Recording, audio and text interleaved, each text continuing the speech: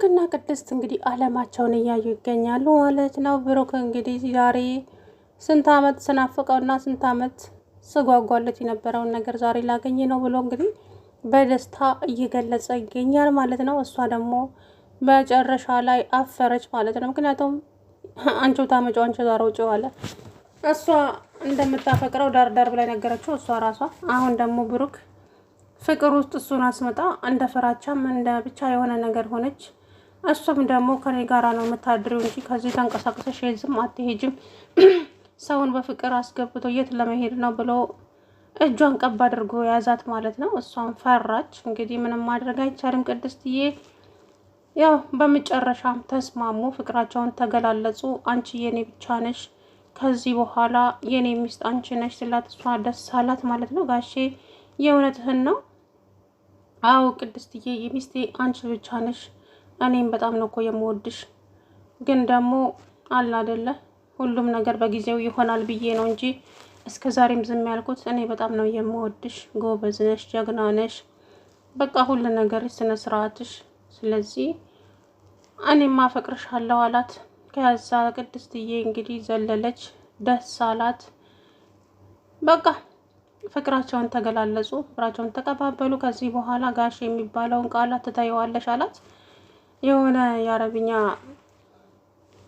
ድራማ መጣብኝና ትዝ አለኝ ማለት ነውና ጋሽ አትበይኝ ሲላት፣ ከዛ በኋላ እንግዲህ እሷን በአንድ ጊዜ ጋሽ የሚለውን ቃላት መርሳት አልችልም፣ ግን በሂደት አለች።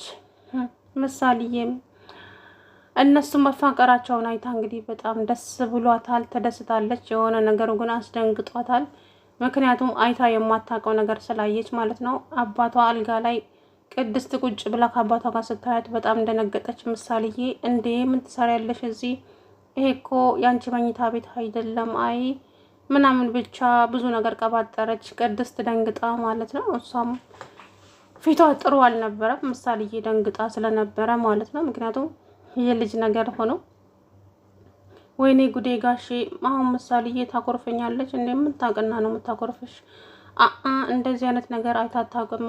ዛሬ ካንተ ጋር አንድ ላይ ቁጭ ብዬ ስታየኝ ሌላ ነገር ልታስብ ትችላለች። ታስባ እናቷ ልትሆኝ አይደለ እንዴ?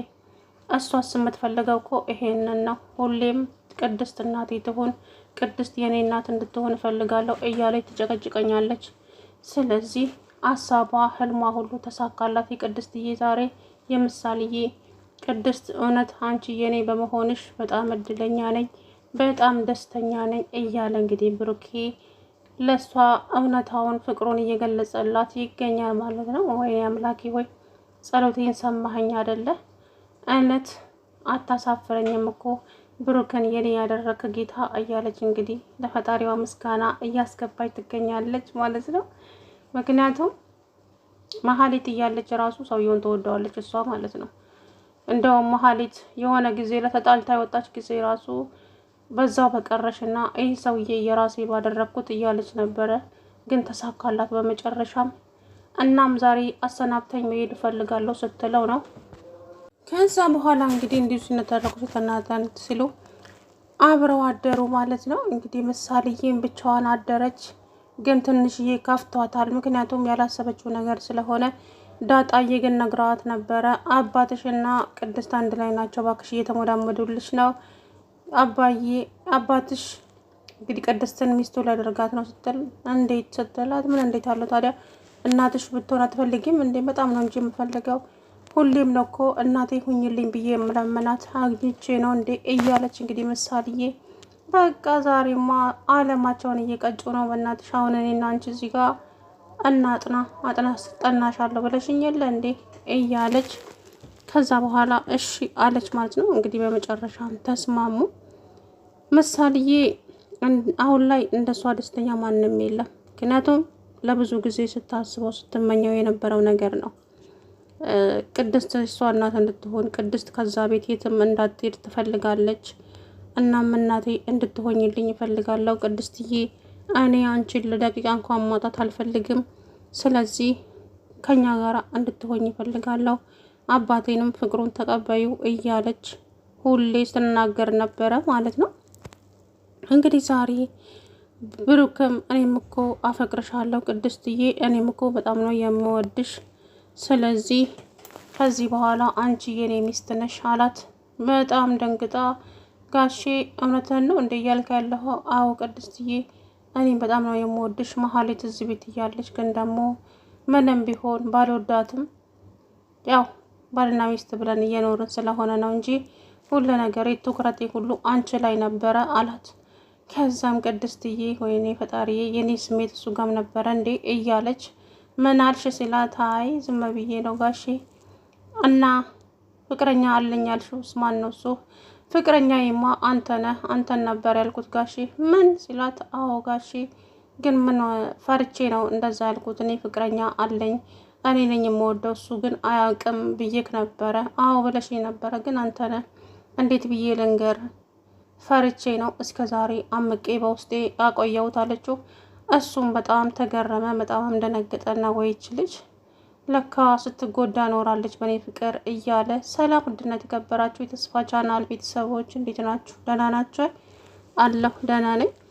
እንግዲህ ቅድስትዬ ዛሬ አለሟን እየቀጨች ነው ያለችው። ምሳሌዬ በጣም ደስ ብሏታል፣ በጣም ተደስታለች እውነት ለመናገር ምክንያቱም የምትፈልገውን ነገር ስላገኘች። ሁሌም እናቴ እንድትሆንልኝ እፈልጋለሁ፣ ሁሌም የኔ እናት እንድትሆን እፈልጋለሁ እያለች ዛሬ ግን እውነት ሆነላት ማለት ነው። ምክንያቱም ዳጣ ናት አባትና እናት ማነው አባትሽና ቅድስት አንድ ላይ ነው ያሉት። እንዴ ምን እንደሆነ አላውቅም። ዛሬማ የሆነ ነገር አለ መሀላቸው ላይ። ግን ቅድስትን ተወጃታለሽ እንዴ? በጣም እንጂ በጣም ነው የምወዳት። እንደውም እማዬ ብዬ ብጠራት ደስ ይለኛል። ወንድም የለኝም ግን ወንድም ስትል ወንድምማ ሰው ትወልድልሻለች ከአባትሽ ስትላት የልጅ ነገር ሆኖ ደነገጠች ማለት ነው። ከዛ በኋላ እንግዲህ ጋሺ እኔ ቤተሰቦች ጋር ሄጄ አግብቼ መኖር እፈልጋለሁ፣ የትም አትሄጅም፣ የትም ከኔ ጋር እኔን እዚህ ጥለሽኝ የትም አትሄጅም፣ እኔ እያለሁ ደግሞ ሌላ ሰው ማግባት አትችይም አላት ብሩክ። ምን ስትለው እንደሰማሽው ነው ቅድስት፣ እኔ እኮ ቆይ ብዬ እንጂ እኔም በጣም ነው የማፈቅርሽ፣ በጣም ነው የምወድሽ ሲላት ደንግጥ አለች ቅድስትዬ ማለት ነው። ሆ በጣም ደስ አላት። የደስታ ድንጋጤ ነው የደነገጠችው። ከዛ በኋላ እንግዲህ ሁለታቸውም የተሰማቸውን ስሜት ተነጋገሩ። እሱም ሊሰማ ጠጋዚ ላይ ለእንደዚህ አይነት ነገር እንኳ አዲስ ነኝ፣ እፈራለሁ ጋሼ ጋሼ ብለሽማ አትጥሪኝ ከዚህ በኋላ አንቺ የኔ ሚስት እኮ ነሽ፣ ስለዚህ ብሩክ ብለሽ ጥሪኝ። አይ ይሄ እንኳን በአንድ ጊዜ እንደዛ ማድረጉ ይከብደኛል፣ ግን ብቻ እስኪ አስብበታለሁ። አሁን በቃ ሄጄ መኝታ ክፍሌ ልተኛ፣ እኔ እዛ ሄጄ መተኛት ነው የምፈልገው። አይሆንም እዚሁ ከኔ ጋር ነው የምታድሩ ብሎ እጇን ቀብ አደረጋት። አይ ጋሼ እንደዚህማ አይሆንም። ከዛ ይሆናል ለምንድን ነው የማይሆነው እየተባባሉ እንግዲህ እንቆቅልሻቸው ሲጫወቱ ምሳሌዬ በሩን ክፍት አድርጋ ገባችባቸው። ከዛ ድንግጥ ብላ ቆመች በሩን ይዛ። እንዴ ተባባሉ። እሷም ቁጭ ብድግ አለች። ቅድስት ደንግጣ፣ አባትየውም ምላሱ ተሳሰረ።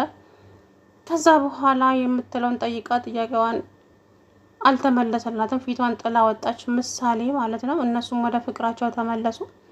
በቃ ጋሺ ምሳሌዬ ሳታኮርፍ አትቀርም፣ እኔ ሄጄ መኝታ ክላስ ልተኛ፣ በቃ ከኔ ጋር ነው የምታድሪው አልኩሽ እኮ ቅድስት፣ ምን ሆነሻል? ከዚህ በኋላ እኮ የኔ ነሽ፣ ቢሆንም ገና ነው እኮ ፍቅርን ተጠያየቅን ተመላለስን እንጂ ገና ነው ሌላው ነገር አለችው ማለት ነው። እንግዲህ ባህላችንም አይደለም መቼም ዘሎ አልጋ ላይ መውጣቱ ጉድ እኮ ነው። ከዛ በኋላ እንግዲህ እሱ እጇን ሳብ አድርገው አልጋ ላይ ውርውር አደረጋት። የሚፈጠረውን እነሱ ናቸው የሚያውቁት። ነገር ግን እንግዲህ ቅድስትዬ አላቅም።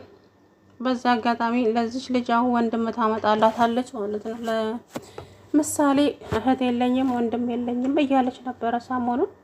እንግዲህ ህልሟ እውን ሊሆንላት ነው። የምትፈልጋትም ቅድስት እናቷ ልትሆንላት ነው። መሀሌትም እንግዲህ ከዝና ጋር ቢጋቡ ጥሩ ነው። ዝናም ደግሞ ሉላን ካጣው እኔ በህይወት ቆሜ አልሄድም፣ መሞቻዬም ሉላ ናት፣ መኖሪያዬም ሉላ ናት። ሉላን የሚፈልጋት አሁን ለሚስትነት ሳይሆን ለበቀል ነው። ሞገስን እንግዲህ አባሮ ሞገስ ወደ ቤት አልተመለሰም፣ ሌላ ሆቴል ይዞ ሄዷል። ግን ደግሞ ሞገስ ያለበትን አካባቢ ከቦ ይዞታል ዝና ማለት ነው። ከዛ አንድ ሰው ሲወጣ ካየ ወይ ሞገስ እዛ ሲገባ ካየ ተከትሎ ገብቶ እንግዲህ የሚመጣውን ነገር ከባድ ነው። እንግዲህ ሞገስ እዛ ቤት አልመለስም